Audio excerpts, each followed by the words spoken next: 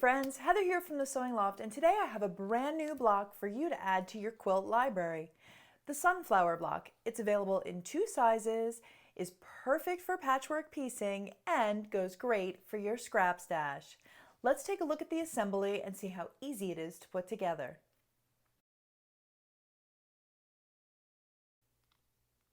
Starting with all of our pieces cut, I'll be working from the inside center of the block out. You'll be taking your smaller squares and stitching from corner to corner and repeating to do it around the entire outside of square. Trim away the excess and press per the pattern instructions. After pressing, be sure to re-square and trim the center unit back to size.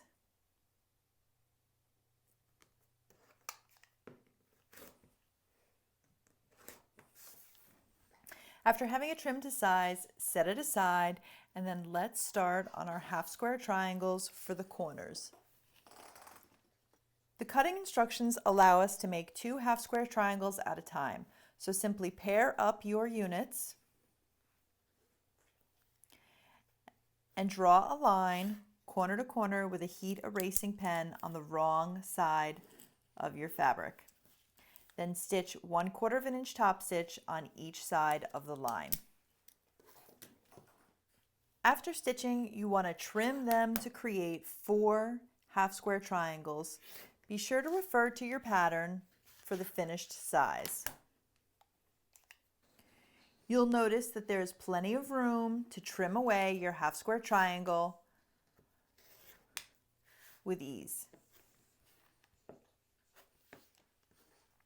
Then head over to the pressing station and press all of these open.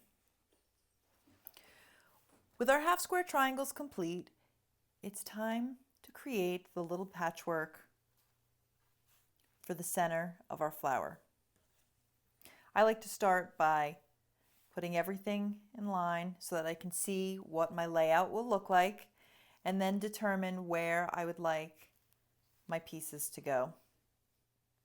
When working with scraps, this is all very subjective, so it's nice to lay it all out and see what you think will look best.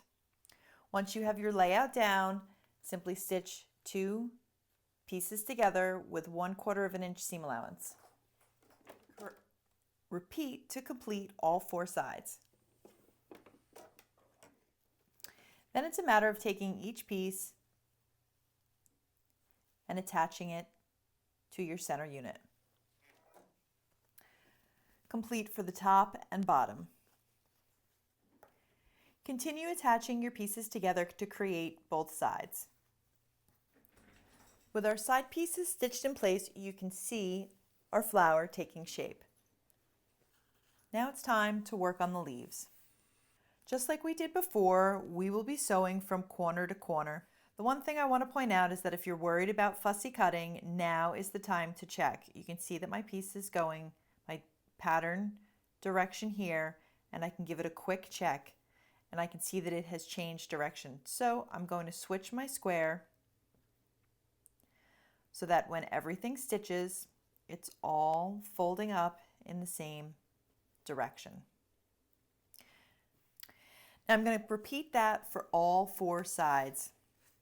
And for anyone who is not comfortable stitching directly across the length of the square, feel free to take a heat erasing pen and just mark along your wrong side of the square from corner to corner and stitch directly along that line.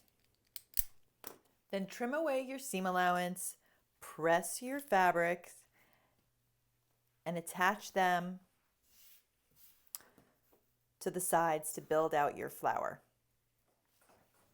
With our sides attached, it's time to add the 4 corners, and we're simply going to be joining all of this with 1/4 of an inch seam allowance, each corner to the main center, and then the bottom piece to the block. Remember to continue to nest your seams.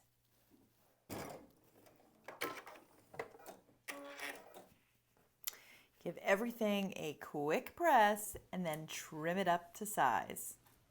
So what do you think? Was the sunflower block easy to make or what?